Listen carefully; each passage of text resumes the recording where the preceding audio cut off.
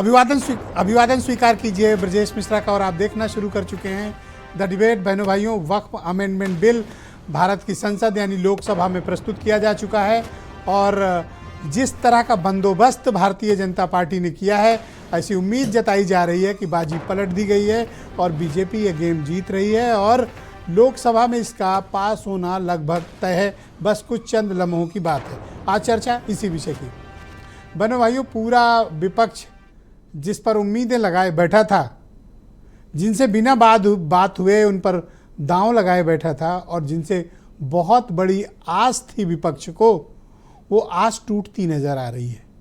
वक्फ amendment bill 8 घंटे की बहस लगातार चल रही है और थोड़ी देर बाद वो उस पर वोटिंग भी होगी और ऐसा मेरा मत है और ऐसा बहस देखने के बाद मेरा दृष्टिकोण है कि ये आसानी से भारत की लोकसभा में पास होने जा रहा है। विपक्ष को ऐसा प्रतीत होता था कि ये नीतीश कुमार के लिए एसिड टेस्ट है। विपक्ष को ऐसा प्रतीत होता था कि चंद्रबाबू नायडू शायद विरोध कर दें। विपक्ष को ऐसा प्रतीत होता था कि चिराग पासवान शायद इसमें कुछ सुझाव संशोधन करवाएं, या विपक्ष को लगता था कि जयंत चौधरी जो आजकल मुसलमानों के लिए कुछ फिक्रमंद हैं, वो कुछ करेंगे। तो इन चारों ने भारतीय जनता पार्टी का साथ दिया और विपक्ष की उम्मीदों पर पानी फेर दिया। वक्फ अमेंडमेंट बिल लगभग पास होने को तैयार है और अगर लोकसभा से ये पास हो गया तो कल राज्यसभा भी इसके लिए तैयार है और ये बिल अब एक्ट यानी कानून की शक्ल अख्तियार करने के लिए तैयार है। इस बिल के बारे में आज अल्पसंख्यक कल्याण मंत्री किरण रिजिजू ने इसे आज लोकसभा में पेश किया और इसकी खूबियां गिनाते रहे। वो विपक्ष बहुत हमलावर था। हालांकि राहुल गांधी नहीं बोले, लेकिन गौरव गोगोई विपक्ष की तरफ से लीड कर रहे थे और अखिलेश यादव ने भी ज़बरदस्त स्पीच देकर इस अमेंडमेंट बिल का विरोध किया है। विपक्ष में एक खास बात दिखी इस बार। भले ही नायडू और नीतीश कुमार, पासवान और जयंत चौधरी ने विपक्ष की उम्मीदें तोड़ी, लेकिन महाराष्ट्र, हरियाणा, दिल्ली की हार के बाद जो बिखरा हुआ विपक्ष था वो आज यूनाइटेड दिखा, इकट्ठा दिखा है। लिहाजा उम्मीद है कि 230-35 के बीच का आंकड़ा विरोध में भी इस बिल के दर्ज किया जाएगा। उससे ये पता चलेगा कि दरअसल जो लगभग खत्म हो चुका इंडिया अलायंस था वो वाकई कुछ मुद्दों पर एक है अथवा नहीं। आज यह भी बिल्कुल स्पष्ट हो जाएगा।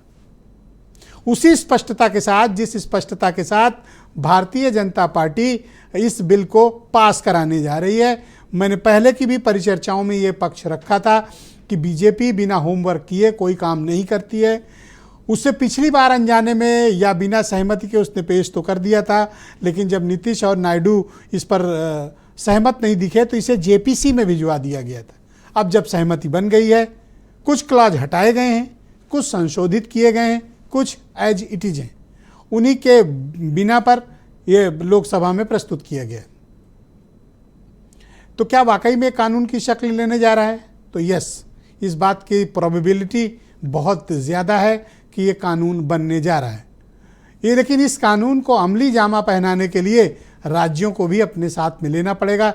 इसमें बहुत ही कॉम्प्लिकेशंस हैं जिनकी हम आगे आने वाले दिनों में भी इस कॉम्प्लिकेशंस की चर्चा करेंगे। लेकिन आज जो पॉलिटिकल इक्वेशन सत्ता पक्ष और प्रतिपक्ष के बीच लोकसभा में दिखा है, वो बहुत अरसे के बाद इतनी गंभीर चर्चा सदन के भीतर हुई है। और ख़ास बात यह कि दोनों ने एक दूसरे को ज़्यादा डिस्टर्ब नहीं किया है, यानी कानून बनने जा रहा है, लगभग तय है। आज कुछ आप स्टेटमेंट सुन लें जो सदन के भीतर सत्ता पक्ष और प्रतिपक्ष की तरफ से दिए गए हैं, फिर चर्चा बढ़ाएंगे।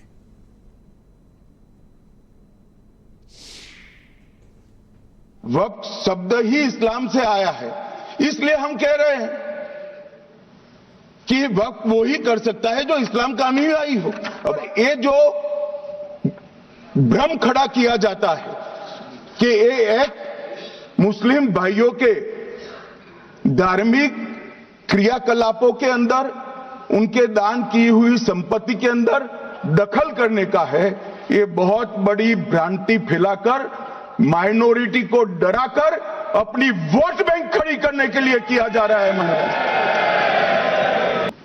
वक्फ बिल के आने से पूरी दुनिया में एक गलत संदेश भी जाएगा इससे देश की सेकुलर इमेज को बहुत धक्का लगेगा। वक्फ बिल भाजपा की नफरत की राजनीति का एक और अध्याय है, क्योंकि वक्फ बिल भाजपा के लिए वाटरलू साबित होगा, क्योंकि ऊपर से तो हाँ हाँ कह रहे हैं, लेकिन अंदर ही अंदर बहुत सारे साथी सहमत नहीं है कि ये वक्फ बिल जो लेकर के आए कोई उम्मीद लेकर के नहीं आ रहा है। ये सोची समझी रणनीति का हिस्सा है, क्योंकि इनका जो बोर्ड बिखर गया है, ये मुस्लिम में भी बंटवारा चाहते हैं। मुस्लिम इस्लाम धर्म में कहीं बंटवारा नजर नहीं आता है, लेकिन इनकी कोशिश है कि इस बिल के माध्यम से हम मुस्लिम भाईचारा में भी बंटवारा करते हैं। बंटवारा तो पीडीए करेगा अभी। पाप आपका है और आपके उस पाप को आज मोदी जी ने आपके चंगुल से, उस गिरोह से निकाल के आम मुसलमानों की तरफ उसको फेंक दिया है, उसके काम करने के लिए। तो ये आपको खराब लग रहा है? क्यों खराब लग रहा है भाई? दो तरह के लोग इस वक्त संशोधन विधेयक के खिलाफ हैं। एक वैसे लोग जो अपने वोट के लिए धार्मिक मामलों का इस्तेमाल करते हैं, वो इसके विरोध में हैं और वो इसके विरोध में माहौल खड़ा कर रहे हैं। और दूसरे वैसे लोग हैं जिनका इस पर वक्त पर कब्जा था, वो अपने कब्जे को चंगुल से जाते हुए देखकर आज इसके विरोध में खड़ा है। विपक्ष जरूर सदमे में होगा ललन सिंह का ये स्टेटमेंट सुनकर, क्योंकि इनसे बड़ी उम्मीदें थी कि शायद ये विरोध करेंगे। वो तो अच्छा रहा कि जयंत चौधरी को और बाकी लोगों को बोलने का मौका नहीं मिला, वरना विपक्ष को शायद इसी तरह वो आईना दिखाते। बहन भाइयों, आज की इस परिचर्चा को हम आगे बढ़ाएंगे। मनीष शुक्ला भारतीय जनता पार्टी के प्रवक्ता हैं, SM अशरफ जाने माने स्कॉलर हमारे साथ मौजूद हैं, और आसिम वकार MIM के राष्ट्रीय प्रवक्ता इस कार्यक्रम में मेरे साथ मौजूद हैं। दीपक रंजन समाजवादी पार्टी से हैं, मनीष सिंधवी कांग्रेस कमेटी के प्रवक्ता हैं, अनिल दुबे राष्ट्रीय महासचिव हैं राष्ट्रीय लोकदल के, पीयूष मिश्रा SBSP के प्रवक्ता हैं, और वीरेंद्र सिंह जी हमारे स्टेट हेड। मनीष जी, कार्यक्रम की शुरुआत आपसे। तो फाइनली मैं मान लूं कि आपने नीतीश कुमार, नायडू, पासवान और जयंत चौधरी को कैसे मनाया? देखिए ब्रजेश जी, जो लोग देश के साथ थे, जो लोग गरीब मुसलमानों के साथ थे और जो लोग न्याय के साथ थे, वो इस बिल के अमेंडमेंट के साथ। और हमको लगता है कि ढेर सारे लोग जानकर या बिना जाने वक्फ और वक्फ बोर्ड के अंतर को परिभाषित करने से विफल रहे। वक्फ इस्लामिक प्रैक्टिस है और वक्फ बोर्ड एक संपत्तियों को मैनेज करने वाली बॉडी मात्र है, और जो भी संपत्तियों को मैनेज करने की बॉडी होगी उसको जो भारत के तमाम कानून है उसके अनुसार ही किया जा सकता है। और इसके पहले 5 बार वक्फ कानून में आजादी के पहले और बाद में संशोधन हो चुका है। 2000, 1913, 1923, 1995, 2010, 2013।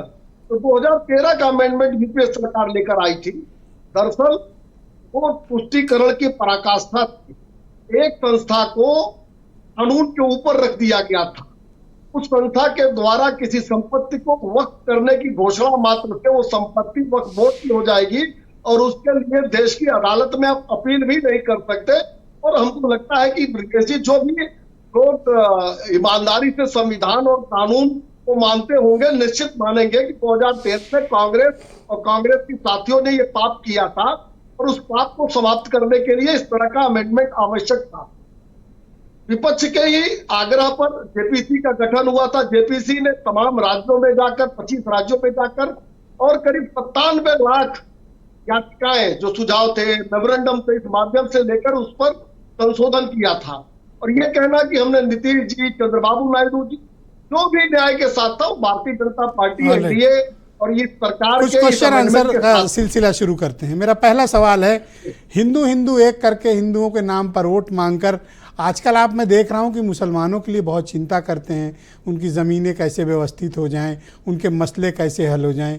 हिंदुओं से वोट लोगे और काम मुसलमानों के लिए आप करते हो? देखिए, सरकार पूरा 140-150 करोड़ जनता की होती है, और बोलने दो, उनको पहला राउंड है। आप हमसे पूछ रहे हो तो हम बोल दिए। वर्षों से, कई वर्षों से या कई सैकड़ों वर्षों से वक्फ की गई जमीनों से लूटमार करते थे, चंद रुपए में 100 साल की लीज दिया करते थे। इस लूट को बंद करना जरूरी था।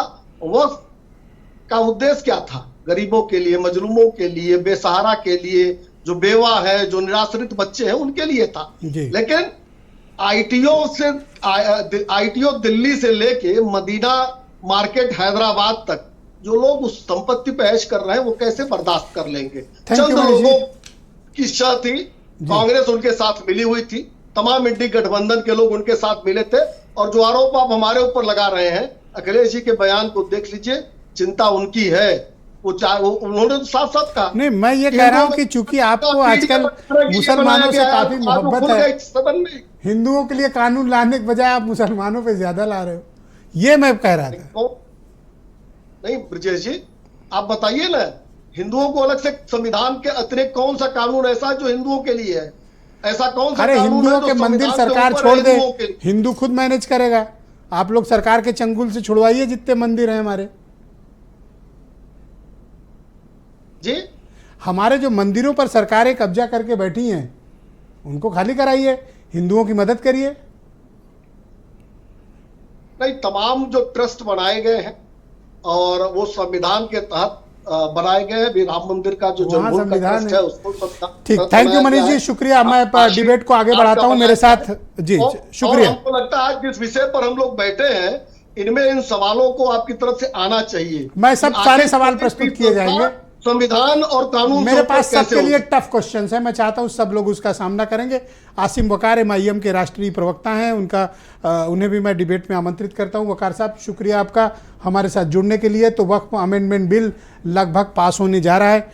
जैसा कि आप लोग ये उम्मीद कर रहे थे कि शायद नीतीश कुमार, चंद्रबाबू नायडू, चिराग पासवान और जयंत चौधरी कुछ मदद करेंगे, तो उन्होंने तो सरकार का समर्थन कर दिया। अब आप लोग क्या करेंगे सर? सर, हम सरकार के हर गलत बिल का विरोध करेंगे। आप हमसे किसी तरह की कोई उम्मीद ना रखिए। देखिए, आप अगर हम चाहते हैं कि हम सरकार के बिलों का समर्थन करें, तो मेरा जो मैं बोलने जा रहा हूं उसको कलम से अपने कागज़ पर लिखिए। अगर सरकार भारत में बेरोजगारों के लिए एक ऐसा बिल लेकर आए कि कोई भी भारत में बेरोजगार नहीं बचेगा, और अगर सरकार नहीं कर सकती है तो हर व्यक्ति को, हर परिवार में हर व्यक्ति को कम से कम 10 साल की नौकरी दे, बिल लेके आइए, हम समर्थन करेंगे।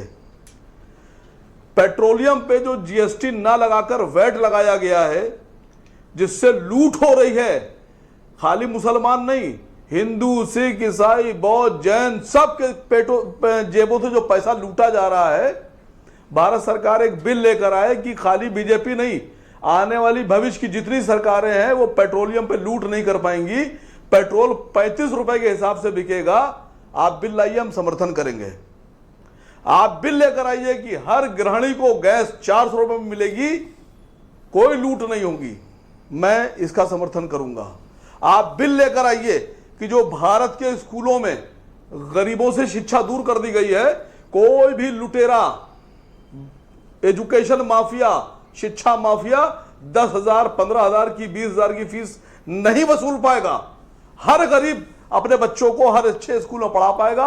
आप बिल लाइए, मैं समर्थन करूंगा। आप जो महंगी बिजली बेच रहे हैं, 25 पैसे 50 पैसे की लागत की बनी हुई बिजली, 1 रुपए की बिजली आप 8 रुपए यूनिट बेच रहे हैं। खाली मुसलमानों से नहीं, आप हिंदुओं की जेब से पैसा लूट रहे हैं। आप बिल लेकर आइए कि महंगी बिजली को सस्ता किया जाएगा, मैं बिल का समर्थन करूंगा। सर, आप मेडिसिन पर बोलने को सर तैयार नहीं। मेडिसिन माफिया, दवा माफिया है। सुनिए सर, जो मैं बोल रहा हूं वो देश सुन रहा है, सुनने दीजिए उसको। देश वक्त पर आपकी ओपिनियन सुनना चाहता है। मैं समझता हूं कि मेरी बात, मैं वो उस पर भी आऊंगा, अभी उस पर भी आऊंगा। मेडिसिन जो 10 पैसे की और 50 पैसे की गोली 100 रुपए की बेची जा रही है, 15 रुपए पत्ते की दवा 1000 रुपए और 800 की बेची जा रही है। आप बिल लेकर आइए इसके खिलाफ, मैं आपका समर्थन करूंगा। सर, देश के दुश्मन जो सर, इतनी भारत लंबी के तकरीर का समय नहीं आम सर, थोड़ा आदमी का संक्षेप में पैसा रखें, लूट कर देश से थोड़ा चले गए। समराइज करें। सर संक्षेप है सर, मुझे दोबारा मत बोलने दीजिएगा, मैं एक बार बोल रहा हूं, मुझे बोलने दीजिए। यहां बैठकर मनीष साहब बता रहे हैं कि भारत के लोगों का फायदा। अभी कुंभ के मेले में भारत सरकार के केंद्रीय उड्डयन मंत्री के अधीन चलने वाली सभी जो एयरलाइंस थी, उन्होंने 1-1 लाख रुपए का टिकट बेचा है। इसको बोलते हैं ब्लैकमेलिंग और डकैती। आप बिल लेकर आइए कि कोई भी एयरलाइंस किसी की जेब से पैसा नहीं लूट सकती है, डकैती नहीं डाल सकती है। मैं सपोर्ट करूंगा सर। आप गाय को राष्ट्रीय पशु बनाइए। हिंदुस्तान की कोई भी कंपनी गाय के गोश्त को भारत के बाहर एक्सपोर्ट नहीं कर सकती। आप बिल लाइए, मैं समर्थन करूंगा सर आपका। ये वक्फ वाले पे आज आपकी कुछ हवाइयां उड़ी हिंदुस्तान हुई के हैं, मुसलमानों की बात आप करते गेंद हैं। कहीं और फेंक रहे हैं। नहीं सर आप एजुकेशन पे बात कीजिए। आप बिल लेकर आइए, एक समान शिक्षा। आप वकार साहब कह रहे हैं एजुकेशन पे बात सारी करो। ट्रेनें चलाते एक हैं, ही जिंदगी एक में शिक्षा क्या-क्या बोर्ड से देखना आप बाकी है। शिक्षा क्यों नहीं देते हैं सर? अच्छा सर, ये बताओ कि ये मुसलमानों का वोट सर, लेके मैं नीतीश आपसे कह कुमार, रहा हूं कि आप- चंद्रबाबू नायडू, जयंत चौधरी ये सब मजे कर रहे हैं, और आज जब मुसलमानों पे बात आई तो ये आपके दुश्मन हो गए सर। सर आप कह रहे हैं गरीब मुसलमान का हक। आप मुसलमान के ही साथ नहीं है, गरीब अमीर की तो बात की बात है। मस्जिद में नमाज आप पढ़ने नहीं देंगे, सड़क पर पड़ेगा तो आप उसका पासपोर्ट जब्त कर लेंगे, छत पर पड़ेगा तो पासपोर्ट जब्त कर लेंगे। आप यहां गरीब मुसलमान को धोखा देने की बात कर रहे हैं, गरीब अमीर कर रहे हैं। सर आप अपने एजेंडे पर खुद कायम नहीं है। सर मुझे लगता है कि अगर मुसलमानों के साथ ज्यादती जिस दिन आप होती अपने एजेंडे पर तो ईमानदारी नीतीश से कुमार कायम जरूर रहेंगे। बोलते, चंद्रबाबू नायडू जरूर बोलते, जयंत चौधरी जरूर बोलते। क्या सर आपने भी लुटे पीटे नेता का नाम ले लिया, जिसकी अपनी पार्टी में कोई वैल्यू नहीं है। अब जिसकी कोई अपने बिहार में वैल्यू नहीं है, जिसकी अपने समाज में वैल्यू नहीं है, सर उससे आप उम्मीद कर रहे हैं। चंद्रबाबू नायडू अभी जिसने मैंडेट लेके अपना आए हैं। ईमान, जयंत अपना चौधरी धर्म 9 एमएलए हैं, 2 एमपी आने हैं, दीजिए सर। राज्यसभा में है जयंत चौधरी। सर आने दीजिए, नहीं सर आने दीजिए। अभी इनको मैदान में भी आना है, चुनाव में भी आना है। इनके सामने बड़ी प्रॉब्लम ये खड़ी हो गई है कि ये देश के साथ खड़े हों या अपने परिवार के साथ खड़े हों, अपनी कुर्सी के साथ खड़े हों। ये सब अपनी अपनी कुर्सियां पकड़कर हाथ से कस के खड़े हैं। क्या मुसलमानों के साथ इन्होंने वरना धोखा इनको किया, आप धक्के ऐसा मार के मानते हटा हैं? दिया जाएगा। सर इन्होंने अपने समाज के साथ धोखा किया। जो लोग अपने समाज के साथ, अपनी जाति के साथ, अपने प्रदेश के साथ धोखा कर सकते हैं, वो मुसलमानों के साथ वफादारी क्या करेंगे सर? थैंक यू सर, मेरे साथ कृपया बने नीतीश रहिएगा। कुमार ने वोट हासिल डिबेट किए को थे थोड़ा आगे बीजेपी के बढ़ाते हैं विरोध सर। में, और सरकार बनाई बीजेपी के साथ। Thank you sir. मैं दीपक रंजन को इनवाइट करता हूं, समाजवादी पार्टी के प्रवक्ता हैं। दीपक जी, आपकी पार्टी का स्टैंड तो क्लियर है, लेकिन आपकी पार्टी के अध्यक्ष जब स्पीच दे रहे थे तो उम्मीदें जता रहे थे कि वाटरलू साबित होगा। कौन सा वाटरलू? अरे मैं एक नया वर्ड दे रहा हूँ, केक वाक साबित हुआ ये। वाटरलू तो छोड़ दीजिए, it's cake walk for Bharatiya Janata party. अभी देखिएगा, हंसते हंसते पास करा देंगे। देखिए विजय जी, जो ये वक्फ अमेंडमेंट बिल जो है आज पेश हुआ है, हम समझते हैं ये अमन शांति बिगाड़ने वाला है, ये माहौल बिगाड़ने वाला है, ये झगड़ा कराने वाला है, और ये ओवरलैपिंग ऑन कॉन्स्टिट्यूशन है। जब आपने जेपीसी का गठन किया था, जेपीसी की बात कर रहे हैं। अभी मनीष शुक्ला जी भी जेपीसी की बात कर रहे थे कि विपक्ष की, अरे भाई विपक्ष के जो पॉइंट्स रेज किए थे, जो आपत्तियां रेज की थी, उन पॉइंट्स को तो आपने टेकअप ही नहीं किया। जिस चीज़ को आपको इम्प्लीमेंट करना था जेपीसी की उसमें, उन्हीं पॉइंट्स को आपने टेकअप करके आज आपने पेश कर दिया। 2009 में जब भारतीय जनता पार्टी का ब्रजेश जी, जब इनका मैनिफेस्टो आया था, तो उन्होंने कहा था कि वक्फ की जो संपत्तियां वो सब अवैध हैं, इसको सब डिजिटाइज करनी चाहिए, ऑनलाइन करनी चाहिए। ठीक है, कांग्रेस पार्टी का उस टाइम सरकार थी।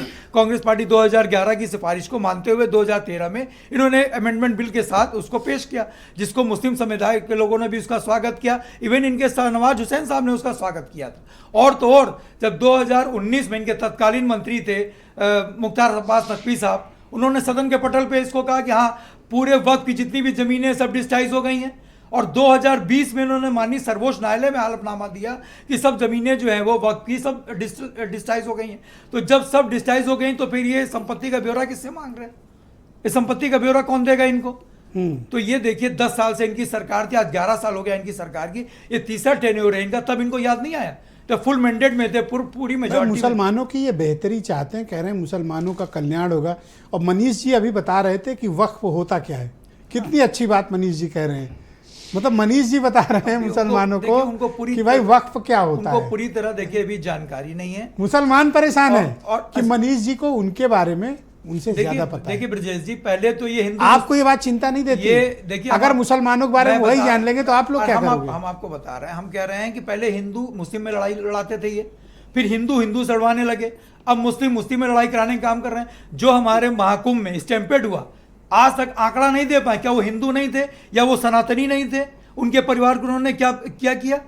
और आज मुस्लिम ये ना मुस्लिम के रहेंगे ना हिंदू के रहेंगे, जो आदमी सब नाव पे बैठता है ना वो कहीं का नहीं रह जाता है। और एक चीज, अगर मुसलमानों के खिलाफ कुछ हो रहा होता तो जयंत तो बोलते कम से कम, उसका परिणाम इनको आगे दिखेगा। जो भी लोग हैं ना, आने वाले समय में इन लोगों को खुद परिणाम भुगतना पड़ेगा उस चीज का। आप उकसा रहे हो मुसलमानों को उनके खिलाफ। मैं किसी को नहीं उकसा रहा हूं, ये बात हिंदू मुस्लिम की है ही नहीं, ये बात हिंदू मुस्लिम की है नहीं। अगर आप गलत चीज लेकर के आओगे, देखिए बीजेपी की मंशा। सर 10 सेकंड बचे, समाप्त करो सर। 10 सेकंड हमको इतना कम समय देंगे सर? आप बोल चुके सर, 2.5 मिनट से बोल रहे हो, हमको इतना कम नॉन स्टॉप बोल रहे हमको। हो। और आप प्लीज कंटिन्यू। और ब्रजेश जी आपको बता दें, भारतीय जनता पार्टी को संपत्तियों से, प्रॉपर्टी से बड़ा प्यार। इस तरह तो कोई लोकसभा अध्यक्ष से नहीं लड़ता जैसे आप लोग हमसे लड़ते हो। और आपसे मैं किसका टाइम काटूंगा? आपसे हक से लड़ते हैं हम लोग, आपके ऊपर हम लोग का हक अरे है, प्लीज गो अहेड। क्योंकि आप एक आईना है। निष्पक्ष डिबेट। और आपसे बता दें, रहा सवाल संपत्तियों का, हमारे भाई बैठे हुए एसबीएसपी के प्रवक्ता हैं, इन्हीं के माननीय राष्ट्रीय अध्यक्ष जी ने सोनभद्र में कहा था, मंत्री रहते जो जमीन सरकारी है वो जमीन हमारी है।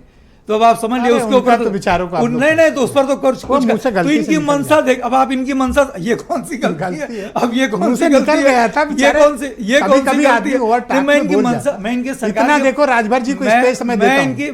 मैं ब्रजेश जी, मैं इनकी मंशा पे मैं आपको बता रहा हूँ, ये 10 साल से अमेंडमेंट नहीं लेकर के आई है, और उसके बाद आज इसलिए लेकर के आपने तो अपना फर्ज निभा दिया ना मुसलमानों के लिए। नहीं, हम तो सड़क करके, हम ब्रजेश जी सड़क से लेकर के सदन तक लड़ेंगे। उसका हम माननीय न्यायालय का दरबार, बहुत शुक्रिया सर। मैं और उसका जनता के दरबार में जाएंगे। आप थोड़ा सहयोग करें। मैं मनीष हिंदवी को आमंत्रित करता हूं, कांग्रेस कमेटी की प्रवक्ता हैं मनीष जी। मैं उम्मीद कर रहा था कि डिबेट की ओपनिंग राहुल गांधी करेंगे। राहुल जी क्यों अवॉइड कर रहे हैं बोलना?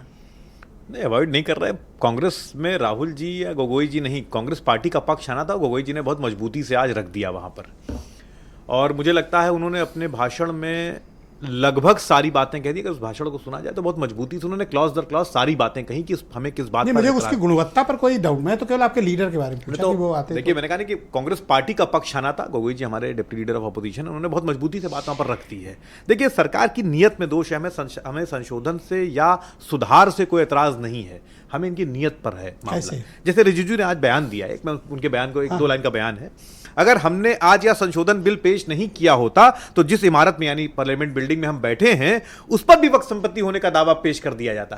तमाशा ही तो है, आप एक नैरेटिव बिल्ड करने की कोशिश कर रहे हैं कि आप जहां झंडा गाड़ देंगे वो वक्फ हो जाएगा। मतलब हमारा घर तो कोई नहीं ले गया, आपका घर कोई नहीं ले गया, तो आज आप नैरेटिव बिल्ड करेंगे साहब पार्लियामेंट बिल्डिंग भी वो ले जाएंगे। आज अभी मनीष जी ने कहा कि साहब वो 2013 में ये संशोधन आया, वो संशोधन आया, यही बात आज रिजिजू जी ने अपने पूरे भाषण में कहा। और जब गोगोई जी ने उनसे सवाल पूछा कि आप बताइए ये क्लॉज था 13 में, आप जो कह रहे हैं वो झूठ है, तो भाग खड़े हुए। जैसे पेरेंट एक्ट कहता है, पेरेंट एक्ट का सेक्शन 83(9) कहता है कि हाईकोर्ट किसी भी विवाद में संबंधित दस्तावेज की जांच करवा सकता है या फिर फैसला बदल सकता है। ये साफ लिखा हुआ है एक्ट में। आप साहब ये शो करने की कोशिश कर रहे हैं कि नहीं साहब वो जहां झंडा गाड़ देंगे उनका हो जाएगा। अरे ये देश लोकतांत्रिक देश है, नियम कानून संविधान से चलता है, संविधान आप नहीं मानते हैं। जब कहने पर आपने मनीष शुक्ला जी ने कहा कि भाई मुसलमानों की जो जमीनें हैं अव्यवस्थित हैं, हम उन्हें व्यवस्थित करना चाहते हैं, उनको ठीक से उनकी नीयत खराब है, वो व्यवस्थित होने की कोशिश लगातार जारी। देखिए, ऐसा है कि वक्फ जो है, आपकी जमीन में कह रहा हूं कि इसको व्यवस्थित करना चाहता हूं, आपको मेरी नीयत पे क्यों शक है? अरे उनको उनकी नीयत पे बहुत शक है। मतलब सरकार समझ लो, क्योंकि वो क्या है, मैंने कहा हर जगह एक नैरेटिव बिल्ड कर रहे हैं हिंदू मुसलमान का, और वो कुछ नहीं कर रहे हैं, सिर्फ नैरेटिव बिल्ड कर रहे हैं। और तो ये नीतीश कुमार नायडू, इनको भी तो फिक्र होती है ना, आपको अकेले थोड़ी फिक्र है। उनको सरकार में शामिल होकर जो लाभ मिल रहा है व्यक्तिगत, तो क्या करेंगे? अच्छा, दूसरी बात मैं कह रहा था कि जो जेपीसी इन्होंने बनाई, तो आप भी वोट बैंक के लालच में कर सकते हैं कि मुसलमान आपको वोट दे। अगर उनको सत्ता है तो आप नहीं, तो ठीक है। तो हमने जो नीट को लेकर सवाल, कौन सा दूध से एकदम बिल्कुल ठीक बात है। हमने नीट को लेकर सवाल उठाया तब कौन सा मुसलमान वोट बैंक था? हमने जब रिजर्वेशन को लेकर सवाल उठाया तब कौन सा, जब लेटरल एंट्री की बात हो रही थी, राहुल जी ना मानो, मनीष जी की पार्टी बहुत फिक्रमंद है मुसलमानों मनीष के जी लिए। की पार्टी वो सिर्फ मुसलमानों से मोहब्बत का मनीष जी की पैगाम पार्टी अभी और सौगातें मनीष ईदी जी मिली की ना। पार्टी और इनका पूरा आईटी सेल, इनके मंत्री, इनके गृह मंत्री अरे लगातार हिंदू इस परेशान नैरेटिव है। को बिल्ड करने की सरकार कोशिश हमने कर रहे बनवाई। हैं कि मुसलमान और वक्फ बोर्ड के मुसलमान- जरिए, मुसलमान वक्फ बोर्ड धन्यवाद के, सर। नहीं सर, एक बार बात पूरी कर लूं, मुसलमान वक्फ बोर्ड के जरिए इस देश पर कब्जा करना चाहता है। ये बात लगातार ये नैरेटिव और आईटी सेल से बिल्ड करने की कोशिश कर रहे हैं, और उसका उल्टा क्या है कि वक्फ की जो कीमती प्रॉपर्टी आपको नैरेटिव आईटी सेल की दावा है कि या संसद में जो हो रहा है वो संसद important से है? लेकर आईटी सेल तक, इनके मंत्रियों से लेकर इनके you, कार्यकर्ता तक लगातार इस बात का नैरेटिव बिल्ड करने की कोशिश कर रहे अनिल हैं। दुबे राष्ट्रीय लोकदल के महासचिव हैं, बहुत शुक्रिया आपका अनिल जी। आप समर्थन में हैं? बिल्कुल समर्थन तो है ही है, एनडीए के साथ हैं। हमारे पार्टी के राष्ट्रीय अध्यक्ष ने व्हिप जारी कर रखा है और पार्लियामेंट में बहस चल रही है, उसमें सारे लोग हमारे जो सदस्य हैं वो वहाँ मौजूद हैं। तो मुसलमानों को क्या मुंह दिखाइएगा? नहीं, मुंह क्या, ये पूरी पार्लियामेंट में लोग बैठे हुए हैं, वहाँ पर बहस चल रही है, लोकसभा में वो मुद्दा है, हम सरकार के साथ हैं तो सरकार का समर्थन करेंगे। उसमें हिंदू और मुसलमान की बात कहाँ से आ गई? इतना पूरे देश में जनमानस एनडीए के साथ है, अगर लोग ना होते तो ये कहाँ से स्थिति आती? इस पर कहाँ बहस का विषय है? पॉपुलर मैंडेट है इसलिए आप चले गए, या मुसलमानों की भलाई इसमें छिपी इसलिए गए? नहीं, क्या मुसलमानों के ऊपर कभी अभी मेरठ प्रशासन ने जब कहा कि जो है पासपोर्ट जब्त करेंगे और एफआईआर करेंगे तो बोले नहीं क्या हमारे राष्ट्रीय अध्यक्ष माननीय जयंत चौधरी जी बोले, और वो उनको वापस भी लेना पड़ा? जयंत चौधरी तो नाम वाले पे, ठेले पे, नाम पे भी नहीं, उस पे बोले, वो बोले जहाँ कुछ गलत होगा बोलेंगे। जहाँ अच्छा करते हो मैं बोलता भी हूँ, ऐसा नहीं बोलता हूँ। आप कहते कोई हो, दुश्मनी नहीं मेरी हम आपका आपकी। धन्यवाद करते हैं, आप अच्छी बात करते हो तभी तो हम आपके यहाँ आके बैठे। आप मुद्दों को उठाते मतलब हो, टाइट सवाल ना पूछे नहीं तो ये नहीं आएंगे, ये नहीं, कहना चाहता आप अच्छी बात करते हो, मुद्दों को उठाते हो, हम लोग तो मुद्दों के साथ हैं। पर और जिस चीज पे बहस पार्लियामेंट के अंदर चल रही है, पार्लियामेंट में देश के चुने हुए लोग हैं जिनको जनता ने आसिम चुना। बकार ने कहा कि आपने धोखा दिया है और पीठ में छुरा मारा है। मुसलमान आप अब वो क्या कह रहे हैं कि कंप्लीट कर लें, तो इतना उतावले क्यों हो रहे हो आज? सोचते हो मेरा टर्न जल्दी खत्म, मुझे ज्यादा सवाल न किए जाए, पूछताछ कम हो। आप सवाल करो। तो मुसलमानों से आपने धोखा किया है, अब वोट कैसे मांगने जाओगे? देखिए, देश का मुसलमान और उत्तर प्रदेश का किसान मुसलमान सब वो जानता है कि उनके कौन हितैषी हैं, क्या कौन लोग उनके हमदर्द हैं। उनको जयंत चौधरी जी की उसमें कोई उनको शक नहीं है, वो जानते हैं कि ये बैठे हैं तो अमेंडमेंट हमारे बिल मुसलमान चाहता क्या है? नहीं, अगर ना चाहेगा तो पार्लियामेंट में है, बहस तो हो रही है, देश में चुने हुए उन्हीं जनता के तो प्रतिनिधि हैं। आप तो इस बिल के सपोर्ट में गए हैं ना? नहीं, हम बिल के और सपोर्ट मुसलमान में नहीं चाहता? नहीं, अगर बात मुसलमानों के प्रतिनिधि उसमें नहीं है, लोकसभा में क्या तो विरोध कर जो रहे हैं। चीज लोकसभा में है, लोकसभा में जनता के चुने हुए प्रतिनिधि मौजूद सब हैं, विरोध कर जिनको रहे हैं। हिंदुओं जो ने मुसलमान मुसलमानों ने MP वोट सब दिया, विरोध कर रहे हैं। तो अगर विरोध होगा तो सामने आ जाएगा। तो उसमें आ रहा हम है। कहने लगे भैया शर्मा कत्ते बार कहीं ना भाई आ जाई, तो अभी पार्लियामेंट में वोट पड़ रहा है, पता चल जाएगा। आपके कितने बाल नहीं है बताओ? नहीं, आपका मतलब क्या है? नहीं, हमारे तो हैं ही, हमने तो कहीं रखा कि हम पार्लियामेंट में साथ में। ओके, ऑलराइट, शुक्रिया। मैं एसबीएसपी के प्रवक्ता पीयूष मिश्रा को आमंत्रित करता हूं। पीयूष जी, शुक्रिया आपका। आप पक्ष में हैं या खिलाफ हैं? देखिए ब्रजेश जी, हम लोग और हमारी पार्टी सुहेलदेव भारतीय समाज पार्टी है, जो ये वक्फ बिल का जो संशोधन हुआ है, इसका अब नाम भी बदल गया है। इसका नाम हो गया एकीकृत वक्फ प्रबंधन, सशक्तिकरण, दक्षता व विकास। इसके हम लोग सपोर्ट में हैं, चूंकि हमारे राष्ट्रीय अध्यक्ष माननीय ओम प्रकाश राजभर जी की यह पहले से ही एक सोच रही है कि जो मदरसे हैं, जो संस्थाएं हैं, उनमें जैसे टीचरों की सैलरी नहीं जा रही है। टीचर उचर वाला विषय मैं आ रहा हूँ, टीचरों की सैलरी नहीं जा रही है, उनको वो छोड़िए, आप वक्त सैलरी देकर तकनीकी शिक्षा की ओर उनको लाया जाए। ये हमारे राष्ट्रीय अध्यक्ष माननीय ओम प्रकाश राजभर जी का विचार है। उसी को आत्मसात करते हुए भारतीय जनता पार्टी, या कह लीजिए भारतीय जनता पार्टी को हम लोग आत्मसात करते हुए, चूंकि हम लोग एनडीए के सहयोगी हैं, विलीन हो गए हो, सहयोगी हैं, नहीं आपने कहा आत्मसात करते हुए इस विचार को अच्छे साथ समझते हो ना क्या होता है? बिल्कुल, जो अच्छे विचार होंगे उनको तो हम अपने साथ लेकर चलेंगे। उसी तर्ज पर चलते हुए कर लिया उसको, उसी लिए उसको साथ करते हुए, चलते हुए हम लोग जिस रास्ते पर चल रहे हैं उसी को same to same Bharatiya Janata party, जो मुसलमान गरीब मुसलमान भाई हैं, उनको आगे बढ़ाने के लिए बिल ला रही। अच्छा, आप ऐसा मानते हो कि इससे एक सवाल जवाब भी हो जाए जी? आप ऐसा मानते हो कि अगर ये संशोधन हो जाएगा तो गरीब मुसलमानों को इंसाफ मिल जाएगा? बिल्कुल, गरीब मुसलमान जिसमें अघानी आते हैं, पसमंदा आते हैं, इन सबको न्याय मिलेगा। आप बताइए ब्रजेश जी कि देश आजाद जब हुआ 38% मुसलमान नौकरियों में थे, किसने राज किया? कांग्रेस की सरकार ने, सपा बसपा ने। कितने परसेंट बचे? वर्तमान की स्थिति में 1% मुसलमान सरकारी नौकरियों में है। अब ये भाजपा की तो गलती, तो आप एनडीए की तो मुसलमानों को गलती है बढ़ावा नहीं। देना चाहते हो? क्या मुसलमानों को बढ़ावा देना चाहते हो? बिल्कुल, वो आए जो योग्य हो आए। आपको ज्ञात होगा कि 50 से ज्यादा यूपीएससी में सिलेक्शन हुए हैं मुसलमान भाइयों के, आईपीएस आईएएस में। तो इसी क्रम में अच्छा दूसरी बात, एक कभी तो समाजवादी हिंदू- पार्टी के अच्छा, भाई सुन ने तो लो। बोला कि जो जमीन सरकारी है, सुन तो लो। नहीं 1 मिनट में उनकी बात का जवाब आप दे ये दूं। कह के आए सत्ता में कि हिंदू हिंदू एक हो जाओ, और आप कह रहे हो कि मुसलमानों को बढ़ावा दिया जाए। बिल्कुल बिल्कुल, ये हम उल्टा काम माननीय क्यों कर मोदी रहे जी हो? का जो विचारधारा है वो यही है कि मुसलमानों को आगे बढ़ाया। अच्छा एक मजेदार बात बताऊं, सर, जो 10 अभी सेकंड बचे, नहीं कंप्लीट कर लो बिल्कुल सर। कंप्लीट कर रहा हूं। एक मजेदार बात ये रही कि जो समाजवादी पार्टी के भाई ने कहा कि नेताजी का नारा था कि जो जमीन सरकारी है वो जमीन है, आज भी मैं उस बात पे कायम। उन्होंने क्या कहा था, जिन गरीब भाइयों के पास जो वंचित है, एक जीरो पावर्टी स्कीम योजना हमारे you, sir. माननीय बहुत ओम शुक्रिया, प्रकाश सर। राजभर जी ने लाई है, जिसके तहत धन्यवाद जिन सर। पे जमीन बहुत नहीं होगा शुक्रिया उनको आपका। सरकारी मैं आवास दिया एस एम जाएगा। अशरफ साहब को आमंत्रित करता हूं इस पर चर्चा में। अशरफ साहब, शुक्रिया आपका। तो कल हम लोग चर्चा कर रहे थे और आज अब मुझे लग रहा है कि ये कानून बन ही जाएगा। आप भी ऐसा मत मानते हैं कि ये बन जाएगा? नहीं मत मानते कि हम तो पहले दिन से आपसे कह रहे हैं, ये 2 शुतुरमुर्ग इसमें थे जो जिनके पास नंबर्स थे, दोनों शुतुरमुर्गों ने अपनी गर्दन जमीन में गाड़ रखी थी। मुझे मालूम था ये बिल जो है पास हो जाएगा, तो मेरे लिए कोई बहुत ताज्जुब की बात नहीं। जो हो रहा है या जो होगा अभी घंटे 2 घंटे के बाद, वो एक्सपेक्टेड था। सवाल सिर्फ इस बात का है कि इस बिल का विरोध चूंकि बहुत सी रीजन की वजह से हम कर रहे थे और आगे भी करते रहेंगे। अब इसका नुकसान क्या होगा कि जो आम मुसलमान है, जो अभी वक्त के अंदर वो दान करता था अपनी प्रॉपर्टीज को, अब उसको 1 लाख बार सोचना पड़ेगा कि ये सरकार को हम दान कर रहे हैं या वक्त को दे रहे हैं। अब वो डायरेक्टली देगा जहां देना होगा, चाहे दरगाह को दे, चाहे आस्थाने को दे, कब्रिस्तान को दे, बोर्ड में तो नहीं देगा कम से कम वो। और रहा पिछला, अब ठीक है 4-5 लाख जो है उसमें निकल जाती है, 1-1.5 लाख जो है कब्रिस्तान में, 1-1.5 लाख जो है दरगाहों आस्थानों में, 1-8 लाख और है, तो जो 2-2.5-3 लाख है। देखते हैं सरकार उसको किस तरह से काबिज होती है। इनकी नीयत सीधे सीधे उसको काबिज करने की थी। आज जो 9 लाख 9.5 लाख इसको आपको नजर आ रहा है एकड़, ये कल जाने के बाद देखिएगा इसकी संख्या में कमी आनी है, इजाफा नहीं होना है, क्योंकि नया कुछ मिलना नहीं है इसको। तो मैं तो मुकम्मल तौर पर इसके खिलाफ हूं। और 2 शुतुरमुर्गों से मुझे मेरी प्रॉब्लम पहले दिन से थी, आज भी उन्होंने किनको आप बार बार शुतुरमुर्ग बोल रहे हैं भाई? आप किसके इसलिए लिए उन्होंने कह रहे अपनी गर्दन जमीन में गाड़ ली और कौन? बात करते हैं मुसलमानों की। नाम आप लीजिए। जाके नमाज पढ़ते हो, आप जाके नमाज पढ़ते हो मुसलमानों के बीच में, किस बात के लिए पढ़ते हो आप? 8% वोट लेके आप सरकार में, वहां सत्ता में दोबारा आ गए और आप में हिम्मत नहीं बिल के अपोज करने की। किसके लिए कह रहे हो? तो मेरे अगर ख्याल से नहीं- बाई नेम बोलो तो ज्यादा मैं ठीक है। नायडू की बात कर रहा हूं, मैं नायडू की मेन बात कर रहा हूं, क्योंकि अभी रिसेंट सरकार नायडू की बनी और नीतीश कुमार तो समझिए उनका आवाज गायब हो चुका है। और जो आदमी अपने होश और आवाज में नहीं, उसकी बात मैं क्या कर सकता हूं? उसकी बात करना ही बेकार है। उसके एमएलसी लगातार कोशिश कर रहे थे मुसलमान जो तो जयंत चौधरी को फिर क्या कहोगे आप? जिसको उनकी वो तो अपना रिलेवेंस हो चुके हैं और वो पहले भी भाजपा के साथ गए, कोई नई बात नहीं है।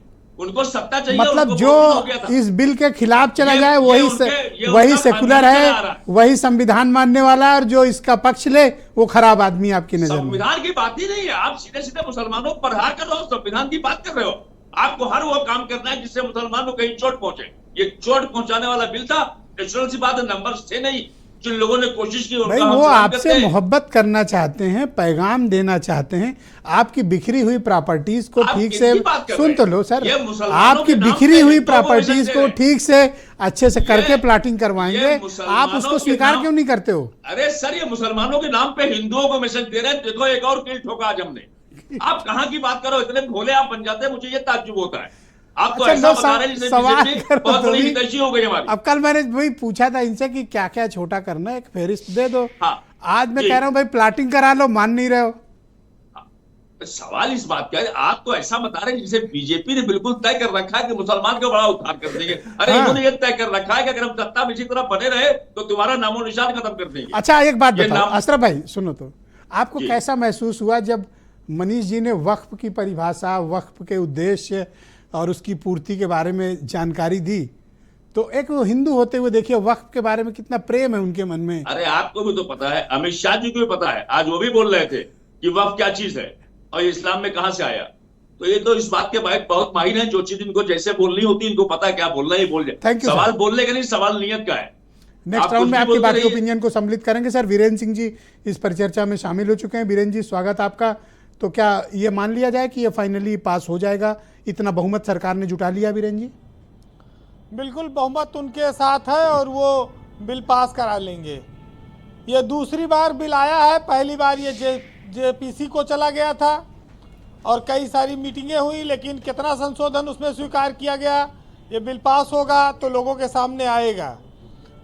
ब्रजेश जी, ये बात तो साफ है कि इस बिल को लेकर पक्ष और विपक्ष और खास तौर से देश के मुसलमान में बहुत ज़्यादा नाराजगी है, लेकिन ऐसे ही हालात तब भी बने थे जब 370 पे बिल आया था, और जब ट्रिपल तलाक पर आया, और जब सीए पर आया। तो मैं तो ये कहूँगा कि मुसलमानों को डरने की ज़रूरत नहीं है। सीए के बिल पे आज तक कितने मुसलमानों को बाहर निकाला गया और कागज़ चेक किया गया। ये बिल भी आएगा और ये कहते हैं कि हम संपत्तियों का पंजीयन करेंगे, रजिस्ट्रेशन करेंगे वक्फ की। तो ये रजिस्ट्रेशन अगर सरकारी व्यवस्था के अनुसार है तो कोई समस्या नहीं है, ठीक है, सरकार उसका रजिस्ट्रेशन करे। सदस्य जो चुने जाते हैं वो कई बार चुने जाएंगे, इसको देखें। 20-20 साल से एक ही लोग न चुने जाए, इस पर भी व्यवस्था करें। आज गृह मंत्री ने कहा कि कोई गैर मुस्लिम इस बोर्ड में नहीं आएगा, सरकार की ये मंशा नहीं है। वो कहते हैं कि हम वक्फ की जो आय है, वक्फ के माध्यम से बोर्ड की आय को बढ़ाएंगे, यानी कि उसको आर्थिक रूप से मजबूत करेंगे। और जो उनका कहना था कि हमारा इरादा मुसलमानों की संपत्ति में हस्तक्षेप करने का नहीं है जी, न तो उनके किसी धार्मिक आचरण में हस्तक्षेप करने का है। दान की गई संपत्ति को हम खाली व्यवस्थित करना चाहते हैं, जो मदरसे के नाम पर, अस्पताल के नाम पर, कब्रिस्तान के नाम पर धार्मिक कार्यों के लिए दी गई थी। लेकिन जो गरीब मुसलमान हैं उनको इसका कोई नुकसान नहीं होगा, सरकार ये कहती है। और ये बात को तो सबको मानना होगा कि जब किसी संस्था में भ्रष्टाचार और अत्याचार के आरोप लगने लगे तो उसमें सुधार जरूरी हो जाता है, और उसमें अगर कोई संशोधन हो तो कोई बुराई नहीं है। वक्फ बिल को जो लोग मुसलमान विरोधी मानते हैं, हो सकता है कि इससे मुसलमानों को टाइट करने के लिए एक मैसेज दिया जा रहा हो, लेकिन सरकार को चाहिए कि इसको और पारदर्शी ढंग से लाए, जो आशंकाएं हैं वो दूर कर दे। जब वो कहती है कि हम कब्जा नहीं करना चाहते, जब वो कहती है कि हम आय बढ़ाना चाहते हैं, तो फिर और पारदर्शी सिस्टम आना चाहिए और वक्फ का, जिससे कि सही इस्तेमाल हो जी।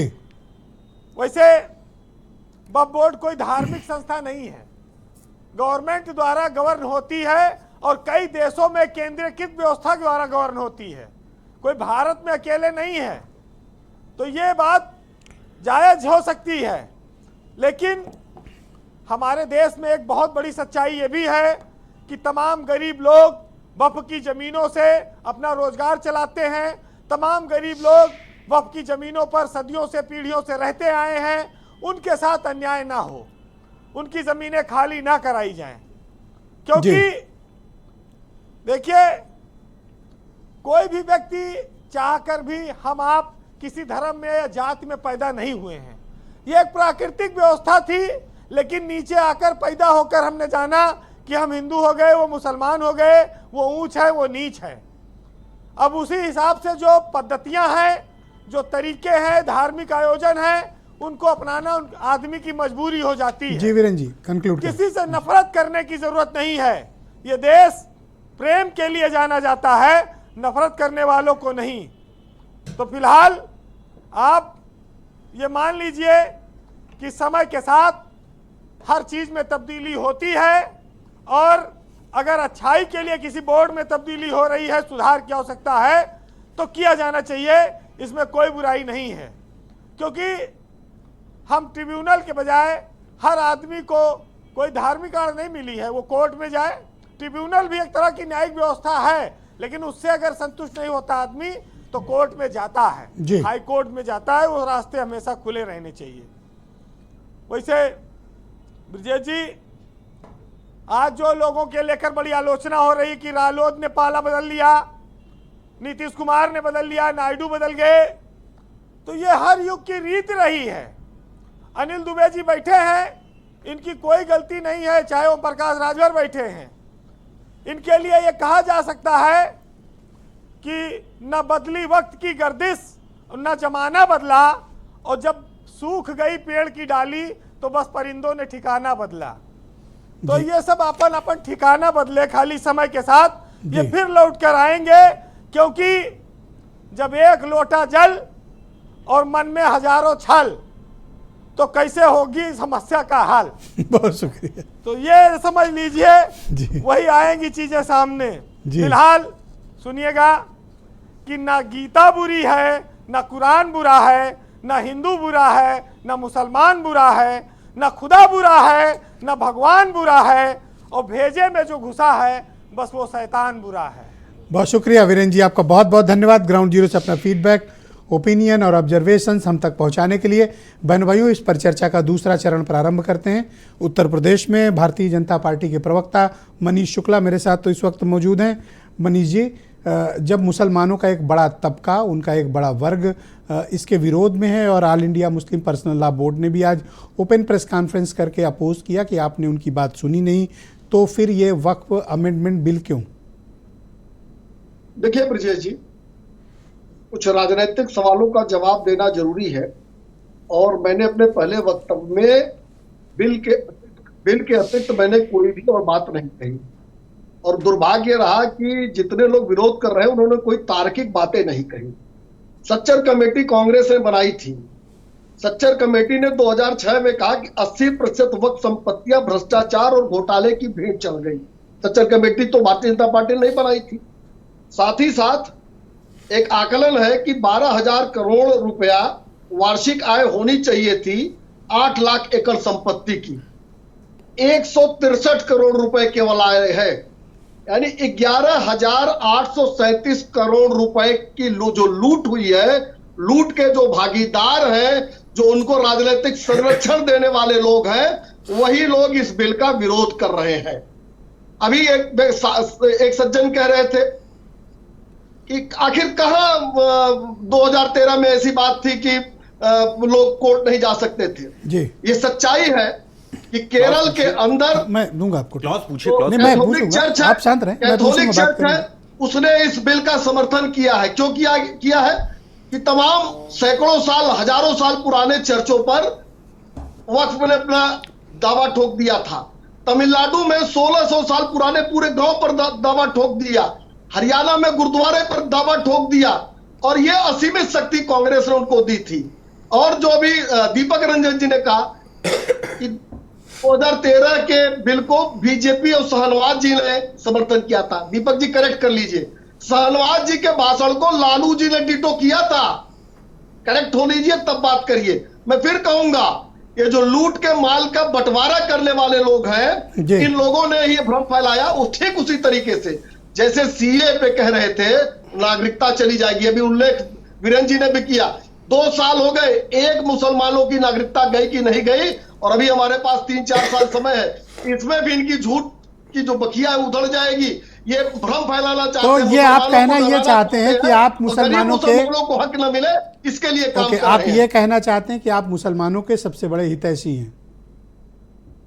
नहीं, हम तो ये कहना चाहते हैं कि सरकार का जो दायित्व होता है कि कहीं लूट ना हो। मैंने तो तर्क दिया, 11,837 करोड़ रुपया जो आकलन के अनुसार मिलना चाहिए था आए।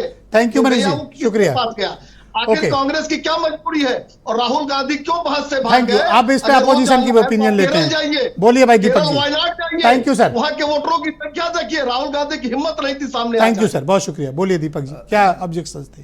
देखिए ब्रजेश जी, ये मुसलमानों के इतने बड़े हिमायती बन रहे हैं, तो मुस्लिम्स के वहां जाकर उनसे सर्वे करा लें। पूछिए, आप अपने टीम को भेज दीजिए सर्वे करने के लिए, और मुस्लिम भाइयों के बीच में आप जाइए, उनसे पूछिए भाई तुम इसके बिल के खिलाफ हो या इसके पक्ष में हो। आपको दूध का दूध, पानी का पानी आपको पता चला। ये इतने बड़े हिमायती बन रहे हैं ये कि अच्छा आप बताइए। हो सकता है मोहब्बत आ गई हो। हाँ तो ठीक है, तो बताए ना, मोहब्बत फिर छुपा क्यों रहे हैं? एक तो बता भी रहा, एक तो बता भी रहा, दूसरी तरफ छुपा। एक सेकंड मनीष जी प्लीज। उत्तर प्रदेश, मनीष जी आपके बीच में कोई नहीं बोला, आप सर संयम रखो। आप please wait sir, please wait, बोलने दो। मुस्लिम भाई बहन का प्यार चल रहा है, इसीलिए रोक नहीं पा रहे। उत्तर प्रदेश में कितने मुस्लिम डीएम है?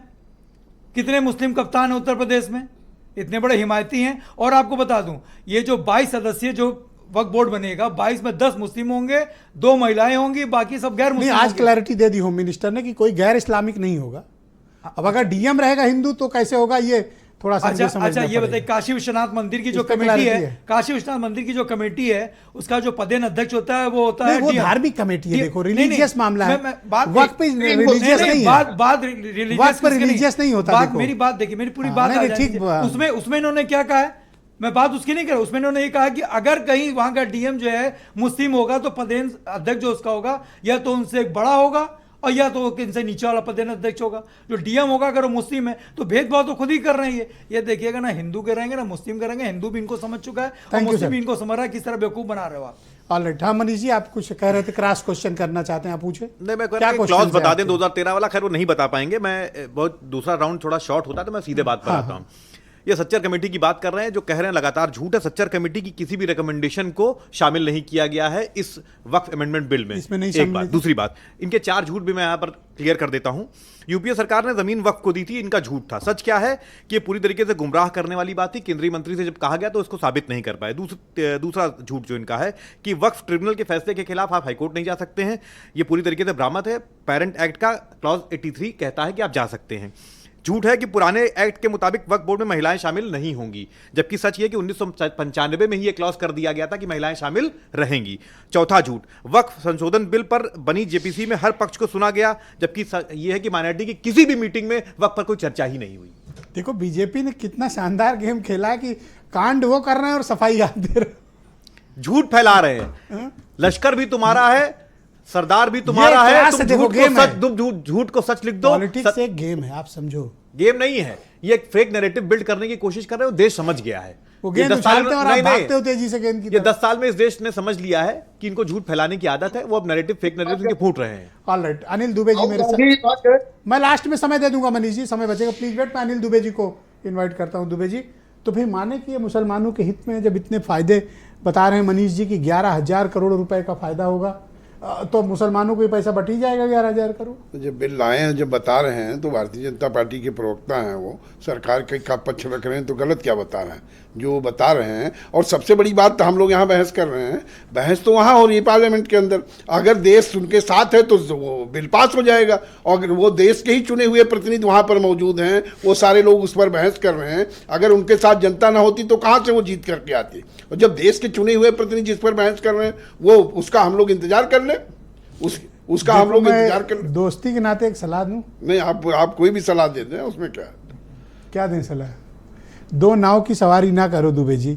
नहीं, इसमें कौन सी 2 नाव है? इसमें कौन इधर भी खेल रहे हो, उधर भी खेल रहे हो। करो, हम क्या डिबेट करें? पार्लियामेंट में तो साथ देंगे। अरे मजदार में मनीष जी को छोड़ के चले जाओगे आप तो। आप चीज सुन लो मनीष जी का, फिर मजदार से वो किसी को निकलने नहीं दिया। ब्रजेश जी, आप अगर ज्यादा खेलोगे तो किसी दिन फंसोगे सर। नहीं, आप जबरदस्ती उसमें क्यों, ये सब क्यों तलाश, ये सब डायलॉग बोल रहे क्यों? नहीं, हम ये डायलॉग क्यों बोल रहे हो कि अरे सदन में बहस चल रही भैया, वही तय नहीं तो सदन में हम सब जब सपोर्ट कर रहे हैं तो क्या यहाँ क्या बात तो चुन के भेजा? सदन में लोकसभा के सदस्य हमारे जो हैं वो कह रहे हैं हम सरकार के साथ हैं, उस पर हम क्या कह दें? सरकार में के साथ है, सरकार में चुने हुए लोग हैं वो। अच्छा, जनता जिसके साथ है, ये दोनों तरफ खेल रहे हैं ना? नहीं, इसमें कहा स्पष्ट मत है कि वो भारतीय जनता पार्टी है। नहीं, मैं एसबीएसपी का प्रवक्ता हूँ, एनडीए में हमारे सहयोगी हैं, इनका स्पष्ट मत है कि ये एनडीए के साथ में है। अच्छा, विपक्ष की दिक्कतें क्या है? एक मिनट, विपक्ष की दिक्कतें क्या है? 53 बार जेपीसी की मीटिंगें हुई, याद होगा आपको, जुलाई अगस्त में यहाँ भी हुई थी। हमारे राष्ट्रीय अध्यक्ष माननीय ओम प्रकाश राजभर जी की जूतम पैजार की स्थिति उन्होंने ही करके सब कुछ सही करवाया था। जूतम पैजार? हाँ, जब जेपीसी की बैठक यहाँ हुई थी तो ऐसी स्थिति ने किया? नहीं, ऐसी स्थिति हुई थी, उसको शांत करवाया था और सब लोगों के 53 बार जेपीसी का। अच्छा, मजेदार बात यह है कि किसी एक अंडा बेचने वाले को, सरताज नाम के व्यक्ति को प्रयागराज के, सपना आता है कि कुंभ की जमीन हमारी, कुंभ की बात चल रही थी, तो इस टाइप ऐसा ही एक कोई नाम था, तो अभी जिसने कहा था कि महाकुंभ की जमीन हमारी है, तिरुचनापल्ली में 1600 साल पुराने मंदिर डूब जाता, वहां किसकी अरे सुन तो लीजिए पहले, 1600 साल पुराने मंदिर पे ऐसे ऐसे दावा ठोकते थे, तो इसमें दिक्कत क्या है भाई? 2 बार तो आपने किया ना, एक बार नरसिम्हा राव के समय में किया, एक बार मनमोहन समय में हुआ, तो एक बार और कर लीजिए, क्या दिक्कत है? जैसा मनीष शुक्ला जी ने कहा कि 11,000 करोड़ रुपए और आएंगे, तो ये पैसे मुसलमानों में बटेंगे? उन्हीं गरीब मुसलमानों के लिए तो यह योगी जी का विजन और मिशन है, उनका कल्याण होगा। एक मुसलमान को मिल अब वो तो डिवाइड करें, वो क्या करेंगे? और जो सपा और बसपा के जो मठाधीश है, जो लोग बन के कांग्रेस के जो बैठे हुए पर कब्जा करके, इरिटेट मत हो, एक सवाल तो लो, ये जो 11,000 करोड़ आएगा तो बटेगा कि नहीं बटेगा? बिल्कुल इन गरीब का भला होगा, जो गरीब पसमंदा समाज के मुस्लिम है, आगा खानी, इन सब का फायदा होगा। इसीलिए सबको। अरे भाई 2 बार तो कांग्रेस ने किया, तो यही बात मैं अशरफ जी को समझा रहा हूँ। अब रुक जाओ एक सेकंड, अब रुक जाओ के समय में तो एक बार और कर लो। अशरफ साहब, 11,000 करोड़ का अमाउंट बचेगा, आप सब में बटेगा। एक विनोद राय थे सीएजी, उनको जानते हैं आप? हाँ, नाम सुना है। 2013 में क्या रिपोर्ट पेश किया था उन्होंने, उसका हशर क्या हुआ? अरे ये सब प्रिडिक्शन वाली बातें आप लोग क्या बताते हैं? फैक्चुअल पोजीशन ये है कि मुश्किल से 1.5 से 2 लाख जमीनें ऐसी हैं आपके पास जो उनके रेंट पे है या कमर्शियल यूज के लिए है। आप लोग भी पता नहीं कहां से नैरेटिव करते हैं, जो ये बता देते हैं वही आप आगे बढ़ाने लगते हैं। अरे सर, क्रैश क्वेश्चन कर रहा हूँ, हर आदमी को आज तकलीफ में देख रहा हूँ।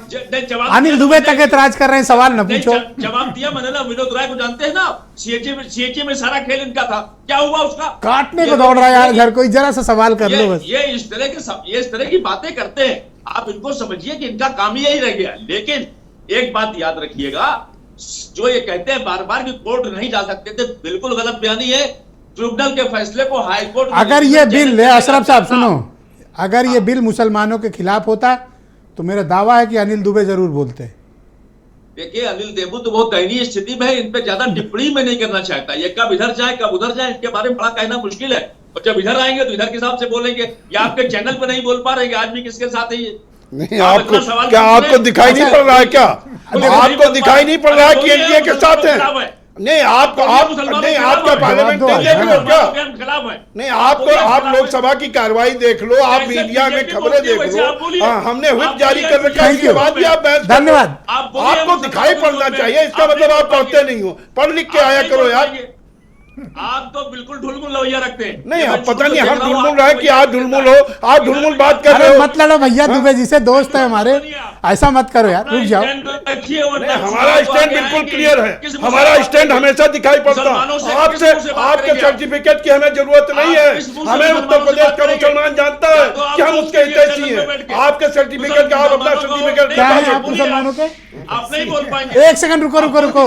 अरे एक ब्रेकिंग न्यूज मिल गई।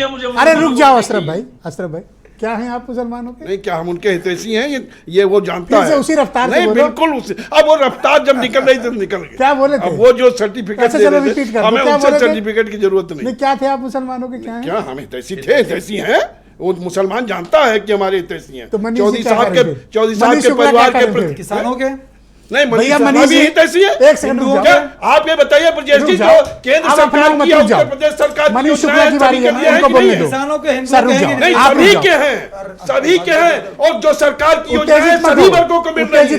आप उस पर क्यों नहीं? मनीष शुक्ला जी, आप किसान सम्मान निधि सबको मिल रही है। अरे रुक जाओ, उज्ज्वला गैस सबको मिल रही है। क्या हो गया?